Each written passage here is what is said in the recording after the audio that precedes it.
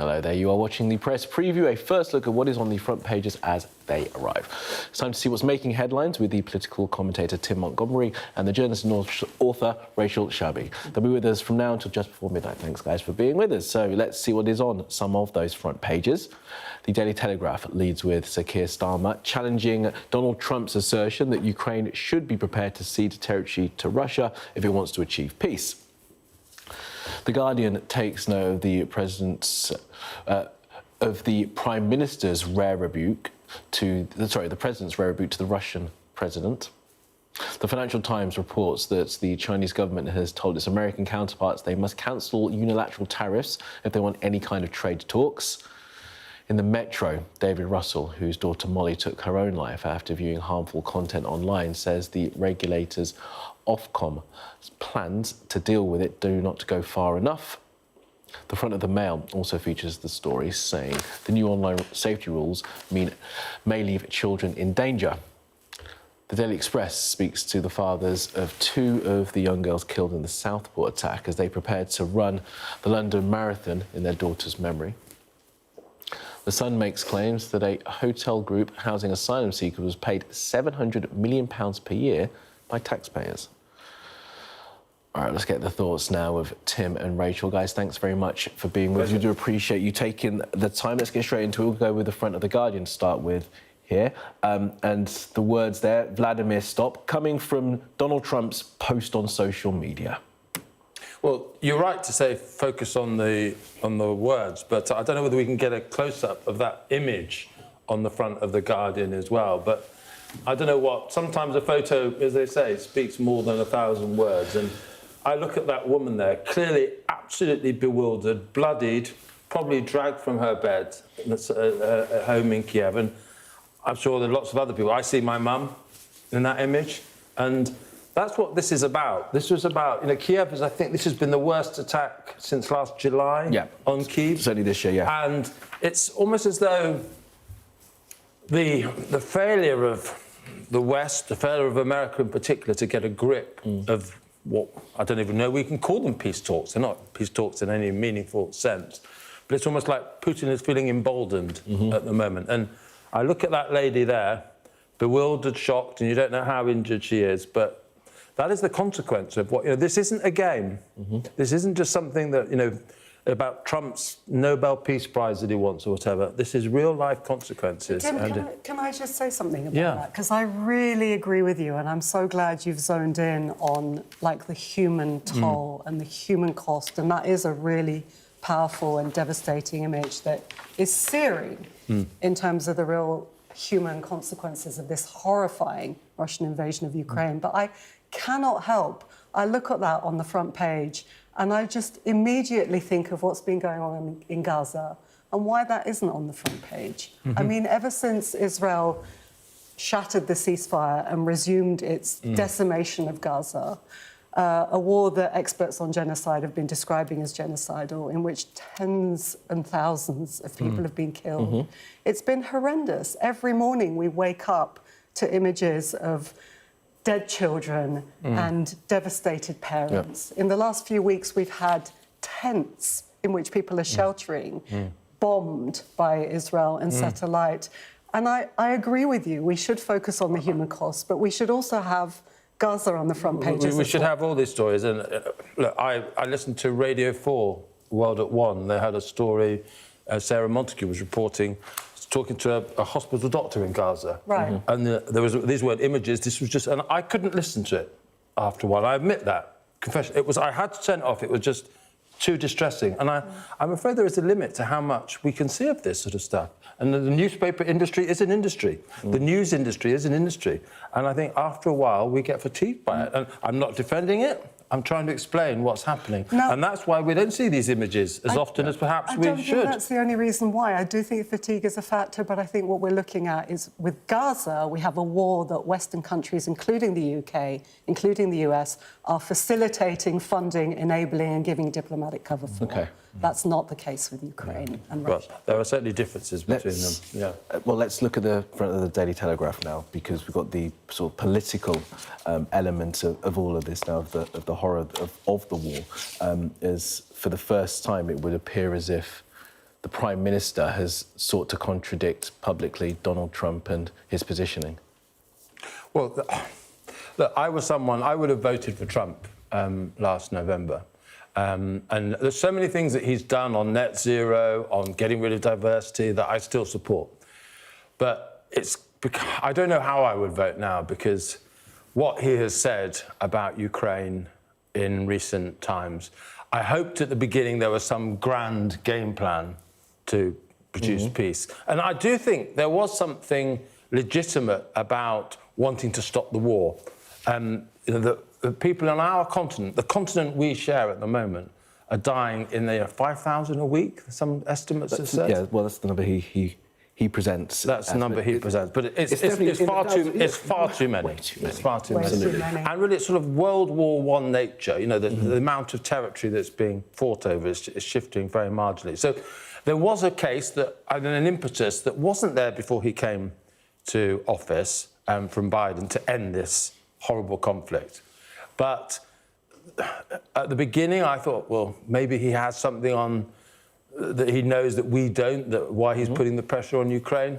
But it's indefensible now, the way he's behaving. And I'm glad Starmer is finally kicking back a bit. Yeah. I mean, he's repeatedly blamed Zelensky for starting the war. In fact, Keir Starmer has again reiterated the truth of the matter, that the war was started by Russian aggression and Russian invasion. But Rachel, do you think it maybe has taken a little bit too long for this moment to come from Keir Starmer to actually stand up and state the truth of the situation? Well, I think it has taken too long. You know, it's a bit tragic, really, that it's reached this crescendo, that, you know, even has made someone like Tim, a previous Trump supporter, turn for Starmer to say this. But, you know, what he has said is to point out today that absolutely Ukraine is not responsible for being aggressively invaded by Russia, and also that, you know, the demands that the US and Trump are making of Ukraine and Zelensky to come to the peace table, to the negotiating table, are essentially Putin's demands, right? They're essentially saying you need to concede Ukraine, the Crimea, which no Ukrainian leader is going to do. That would just be unthinkable to do that. And that's something that... the constitution either. I don't think legally they could do it without referendum. They couldn't say that it became Russian territory officially. Well, the idea that... At the same time, though, there are two things here, right? There are two objectives. One, you want the fighting to stop, a ceasefire. And then ultimately, you'd ideally like a peace deal. I don't think there's going to be a peace deal between these two countries, because Ukraine will not cede to Crimea. But there won't be a peace deal because Ukraine won't succeed the Crimea. But you do need a ceasefire. And the interim statement is that you don't have to have issues like Crimea on the table. And I don't know whether Trump is wanting too much too quickly or forcing Ukraine to take a position it doesn't need to take yet. All we need at the moment is the fighting to stop. That is something that you can get the Russians to sign on to by offering and then blame Ukraine for failing. But the point that Tim was making, though, we perhaps wouldn't even be in this position. We wouldn't have pitched like Keir Starmer with a helmet on and by helicopters at this point in this year if Trump hadn't made it his mission to try and bring the war to a close. The fighting would have perhaps just gone on. Well, I think made it his mission is doing a lot of heavy lifting in that sentence. I mean, he's made it his mission to, you know, look at Gaza and look how that turned out. It's very likely that he's going to get bored of this as well. I think what's interesting, though, and we do need to talk about, is that we know that there isn't going to be an end to this except by negotiation. Zelensky has, for some time, even before Trump was making these threats and talking about pulling out military and surveillance assistance, even before then, was wanting Europe to step up, to get more involved, to actually put its money where its mouth is in terms of military hardware.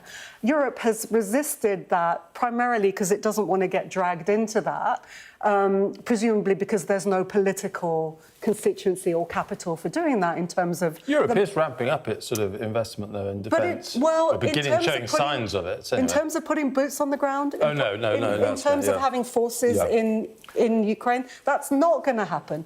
And given that Europe is not going to back Ukraine militarily to the extent that it is needed to overwhelm it can't. It doesn't have the Russia, defence industry to supply the necessary. Absolutely. Then isn't it better to just admit that now and have the negotiation that's going to happen inevitably anyway? I don't think so. Sorry, just to finish on that idea then, but then you would have to cede the territory, wouldn't you? Because Russia has 20% of Ukraine now. The Russians aren't going to leave Donetsk, Luhansk and the other areas. We can't even concede defeat, though. I think, you imagine the importance of this. Russia invaded a country in Europe in our time and it will look like that they have won. Yeah. That is... The West is already in decline. We're seeing a period where you look... I've been fortunate to live in a period in world history, you may not agree with this, Rachel, but where the West have been, which I think are largely the good guys, have had technological, economic and military superiority. We have been able to basically dictate the behaviour of the world. If Russia take Ukraine, that era is over. The bad guys are advancing. And I think that's a huge moment in our history. Well, you asked the Middle East who are the bad guys in the world. That's where I thought you might disagree, yeah. Right. OK. Quick one on tariffs before we go to break. It's on front of the FT. I said this last night when talking about tariffs. I'm not quite sure where these tariffs are. I'm not sure Donald Trump knows where they are. But now China has said that the White House must cancel all tariffs if they want to have these trade talks. I mean, is this part of the deal? I'm not sure. Look, he said it. Tariffs was my favourite word in the English language. I won't try and do the impersonation. I was about to, but I'm probably not well. But yeah, so he can say that we were warned about tariffs. But I remember watching him, on Liberation Day, as he called it. It was like there was no distinction between tariffs between enemies and friends. It was all done overnight. There was no consultation. There was no exceptions for special industries. It was done so badly and catastrophically. I can't think of a president, a leader of the Western world, doing something so self-harming, so harming for the West, all in one go. And so China knows now. China can smell the blood in the White House. They know the White House is in big trouble. And so they're playing hardball. And it's going to be very interesting to see whether Trump is forced to do another climb down, because otherwise the markets will force a climb down, as they've already done a partial one. Rachel, thought on it? Yeah, I mean, I think you're right about where are the tariffs at, but also there is a point at which if you're going to slap 100+ % tariffs on countries, you're not going to trade with them, right? It doesn't matter. It doesn't matter. Trade's done. We're done, right? And so it's interesting that Beijing is hardening its stance here, because I think it is actually saying, well, this isn't sustainable. Trump knows it's not sustainable. The rest of the world that is going to take a hit knows it's, even from the tariffs on China, knows it's not sustainable. And crucially, the markets are not going to sustain it. And so I think they have. I agree with you in the rare occasion, probably the only time, that they are calculating on the idea that the markets will force another concession from Trump. Another climb down. Another climb down. If he does that. Rachel, Tim, for now, thanks both. More from you guys later. And still to come, we'll keep looking at the papers, including a story that's getting lots of ink. Oh dear. Comedian Pete Davidson has spent $200,000 so far. He has got tats under that top. So on removing tattoos, we will be right back.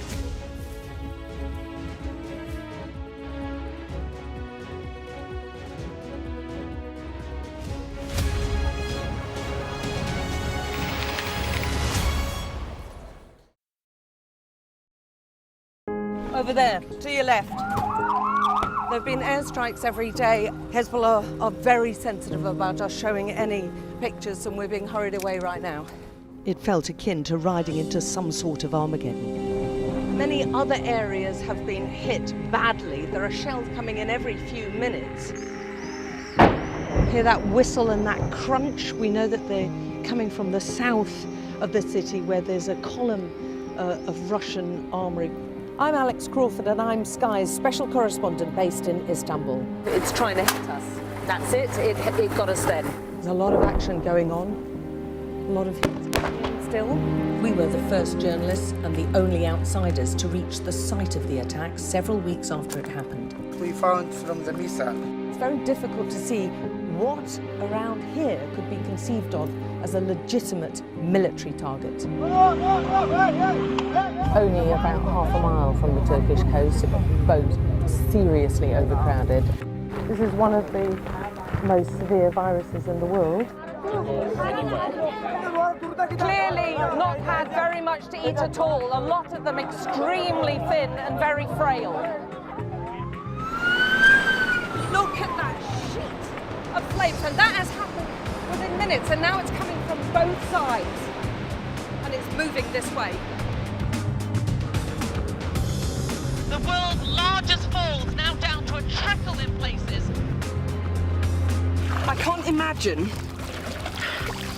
how much plastic is lying at the bottom of this huge lake. Whoa! Getting up close and personal with a rhino. This is what makes the job so fantastic. The Premier League Run-In is live exclusively on Peacock. Catch your breath. Sunday, a strike towards Premier League history is in sight, with Liverpool on the edge of a second Premier League title. Full of tension, full of jeopardy, full of goals. Spurs look to thwart their trophy hopes. Everything magnified. This is the Premier League Run-In, live exclusively on Peacock. We arrive. A secret hospital hidden in the Myanmar jungle, treating the victims of this bloody war. This is Myanmar today. Its military rulers don't want the world to see, but we have. I fight for my own future. I fight for my generation's futures. This is an actual crime. They don't care for that.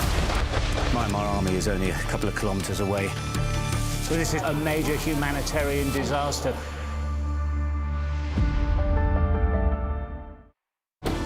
Jubilation in the streets, while some emotional. This is a political victory for Prime Minister Modi and his Hindu Nationalist Party. I'm Neville Lazarus, and I'm Sky's reporter based in Delhi.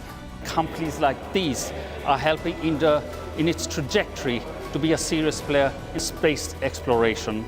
Sky News, get the full story first.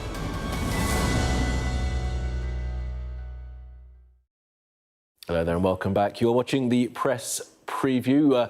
Our guests Rachel and Tim are still with us. Let's carry on with looking at the morning's newspapers, guys. So this story here on the front of the Mail is obviously covered in many of the papers, the new rules for online safety. Published, finally. They have been sought by many, but those who've lost children due to online harm say they haven't gone far enough. Well, Rachel was saying we don't agree on very much, and that's normally true before the break. But I wonder whether we might agree on this, because what we do to our kids at the moment online, I think, is one of the most... You imagine if our kids were walking down a road and the billboards were full of sexual imagery, violent imagery, we would absolutely insist immediately that these billboards were taken down. But, of course, it may not be happening on billboards, but it's happening in the little devices that so many of them now have access to. And I honestly think the politicians that get there first and say we are just not putting up with this anymore, and really take on these tech giants on there, because these are the most sophisticated companies in the world. Their algorithms are so clever at feeding us what our worst instincts want. Surely it's not beyond the capability of these people to put filters in there that will protect children and younger people. Parents should be able to buy a phone. They should be able to say this is used by a child, and it should be possible for all the algorithms to protect those children.